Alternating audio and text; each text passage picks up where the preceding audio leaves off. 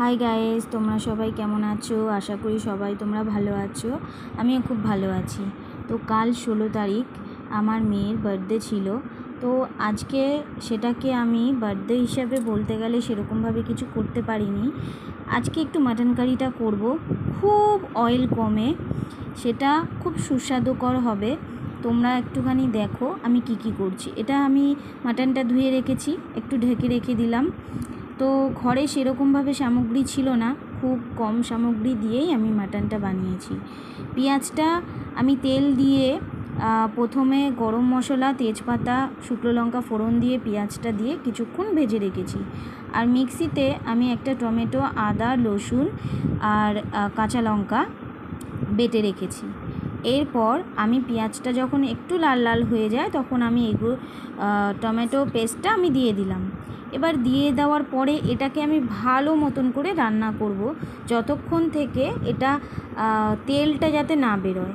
তো তেলটা যখন বেরোবে, আমি তো খুব কম তেল দিয়েছি, তো অল্প অল্প তেল একটু বেরোবে। তো সেই তেলটা যখন বেরোবে তখন আমি এটার ওপর মাটনটা দেব। এবার এটাকে আমি ভালো করে কষিয়ে নেব। তো মিক্সিটা আমি ধুয়ে হালকা একটু জলটা দেব, তার কারণ মিক্সির মধ্যে অনেকটাই পেস্ট লেগেছিল। তো সেই কারণে ওই যে হালকা একটু জলটা দিলাম। এবার এটাকে আমি ভালো করে নাড়াচাড়া করতে থাকব। আমি এই ভিডিওটা প্রথম বানাচ্ছি বন্ধুরা, তো একটু ভুল তো আছেই, আমি পুরোটা ভিডিওটা ভালো করে নিতে পারিনি, তোমরা একটু মানিয়ে নিও। এবার দেখো এটাকে আমি ভালো করে নাড়িয়ে দিচ্ছি। এবার আমি দেব লঙ্কা বাটাটা একটু কম হয়ে গেছিলো, তো আমি আরেকটু দিয়ে দিলাম। এটা হচ্ছে ওই পাকা লাল লঙ্কা যেটা, সেই লাল লঙ্কাটা বাটা। এবার আমি ভালো করে এটাকে নাড়াবো যতক্ষণ না এটার থেকে তেল বেরোচ্ছে। একটু হলুদ দিয়েছি, হলুদ এর আগে আমি দিয়েছি কিন্তু একটু কম মনে হয়েছে, তো আরেকটু আমি দিয়েছি। এবার একটু নুনও দেব, কারণ স্বাদ মতো নুনটা না হলে, কম হয়ে গেলে তখন টেস্ট একদমই আসে না যে কোনো খাবারে। তো এবার আমি ভালো করে এটাকে নাড়াতেই থাকবো, এটাকে ভালো করে রান্না করব যতক্ষণ না এটা ভালো মতো কষে আসবে। তো দেখো বন্ধুরা আমি কিভাবে এটাকে কষাচ্ছি। দেখো বন্ধুরা, আমি তো খুব কম তেলে রান্না করছি, তো জিনিসটা দেখো কত সুন্দরভাবে একটা লাল কালার আসবে, কারণ আমি এটাকে ক্রমাগত নাড়িয়ে গেছি। এবার হচ্ছে তুমি দেখবে এটার কালারটা খুব সুন্দর। এবার দেখো এটার থেকে একটু সামান্য সাইড দিয়ে তেলটা বেরিয়ে আসছে। তাও আমি কিছুক্ষণ এটাকে রান্না করব, আরও একটু ভালোভাবে কষবে, আরও একটু ভালোভাবে লাল হবে। তারপর আমি এটার ওপরে মাটনটা দেব। আমি কিন্তু এটাতে কোনো রকম আদার্স বাকি কিছু দিইনি, দই বলো আরও কিছু পেস্ট বলো, আমি কিছু দিইনি। আমি আদা, রসুন, লঙ্কা, হলুদ, নুন যা দেওয়ার সেগুলো আমি দিয়েছি। এরপর দেখো কি সুন্দরভাবে কষে গেছে। এরপর কিন্তু আমি মাটনটা দিয়ে দিচ্ছি, কারণ এর থেকে বেশি কিছু কষাবো না। কারণ এবার মাটনটার থেকে আমি মাটনটাকে দিয়ে এই পেস্টটা দিয়ে দুটোকে একসাথে আমি নাড়াবো, দুটোকে একসাথে কষাবো বলে আমি আর পেঁয়াজটাকে বেশিক্ষণ কষাইনি। এবার দেখো এটাকে আমি ভালো করে নাড়াবো, ভালো করে মিক্সড করব।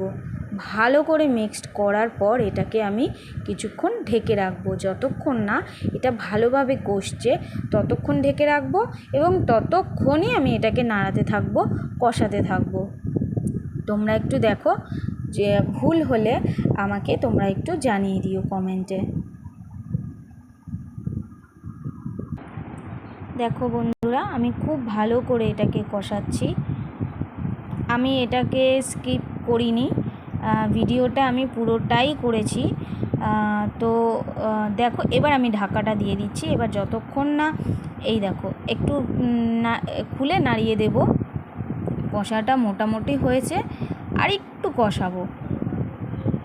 এবারে ভাজা আলুটা দিয়ে দিলাম, একটু ভেজে, আলুটা সামান্য একটু ভেজে তুলে রেখেছিলাম, আলুটা এর মধ্যে দিয়ে দিলাম। এবার আলুটা দিয়ে মাটনটা দিয়ে আমি একটু কষিয়ে নেব, পরে এটাতে গরম জল দেব। তো আমাদের ঘরে চন্দ্রমুখী আলুটাই আসে। এবার এই চন্দ্রমুখী আলুটা কি হয় বন্ধুরা, অনেকটা আগে থেকে দিলে পুরো গলে যাবে, আমি যে আজকে এই মাটনটা রান্না করেছি সেটাতে মাটনের আলুটাও সামান্য গলেছে, পুরোটা গলেনি, যেহেতু আমি এই কষিয়ে আমি কিছুক্ষণ কষিয়ে আমি আলুটা তুলে রেখেছিলাম জল দেবার পর। তো আলুটা যখন কষিয়ে কিছুক্ষণ পর যখন তুলে রেখেছি, তারপরে যখন আমি এটাতে জল দিয়েছি, মাটনটা যখন পুরোপুরিভাবে নরম হয়ে গেছিলো, তখন আমি আলুটা দিয়ে কিছুক্ষণ ঢেকে রেখেছিলাম। এই দেখো বন্ধুরা, ভালো মতো কষে গেছে, এরপর আর কষানো যাবে না।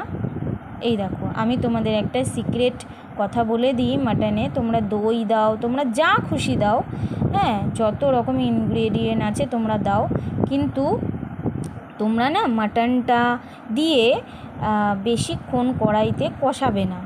তাহলে কি জানো তো, মাটনটা যতক্ষণ তোমরা কষাতে থাকবে, তোমরা সবাই এটাই ভাবো যে মাটন যতক্ষণ কষবে তত ভালো, কিন্তু না বন্ধুরা, মাটনটাকে তোমরা খুব বেশি কষাবে না, মাটনটাকে তোমরা যতটা কম পারবে কষাবে। তারপর তোমরা যদি প্রেসার কুকারে দিতে চাও দিতে পারো, আর নইলে যদি কড়াইতে করতে চাও তাহলে অল্প অল্প করে গরম জল দিয়ে এটাকে ভালো করে নরম করতে হবে। তাহলে কি হবে জানো বন্ধুরা, তাহলে মাটনটা খুব ভালোভাবে নরম হবে। আর যদি তোমরা মনে করো যে মাটনটা খুব ভালো করে কষিয়ে রান্না করব, তাহলে মাটনটা শক্ত হয়ে চিপসে যায়। এটাই সিক্রেট ছিল আমার কাছে। এরপর দেখো বন্ধুরা, কথা বলতে বলতে আমার শেষ কাজটাও হয়ে গেল। গরম মশলাটা দিয়ে আমি নাড়া দিয়েছি। এবার দেখো, এই দেখো, দেখেছো? এই দেখো, খুব ভালোভাবে হয়ে গেছে। দেখো বন্ধুরা, খুব সুন্দরভাবে নরম হয়ে গেছে। তোমাদের আমি হাত দিয়ে একটু টিপেও দেখাবো, সেটা এটা একটু দেখে নাও রান্নাটা কীরকম হয়েছে। দেখো কতটা তেল কম দিয়েছি আমি, যেহেতু মাটন একটা খুব রিচ, হ্যাঁ, তো মাটনটা রেড মিট তো সেই জন্য আমি খুব হালকাভাবে রান্না করেছি। আর ঝালটা মোটামুটি ঠিকঠাক ছিল, নুন ঝাল সবই মোটামুটি ঠিকঠাক ছিল। এই দেখো, একটু গরম মশলা দিলাম, আর একটু গরম মশলা দিয়ে আমি নাড়া দিলাম। তো একটু বেশি করে গরম মশলাটা দিলে কি হয়, ফ্লেভারটা খুব ভালো আসে। তো আমি তখন আগে একটু কমই দিয়েছিলাম, তো সেই জন্য আর একটু বেশি করে দিয়ে দিলাম। বন্ধুরা, তোমাদের স্বাদ মতন তোমরা দিও। এই দেখো, আমি হাত দিয়ে চিপে দেখাচ্ছি, দেখো কত সুন্দর নরম হয়েছে। দেখো, টেস্ট এত সুন্দর হয়েছে বলার মতন না। তোমরা একবার এরকমভাবে রান্না করে দেখো, খুব হালকাভাবে, দেখবে এটা অসুস্থ মানুষরাও খেতে পারবে। খুব সুন্দর হয়েছে, নরম হয়েছে, খেয়ে মনে হয়েছে যে দারুণ। তোমরা জানিও রান্নাটা তোমাদের কীরকম লাগিয়েছে।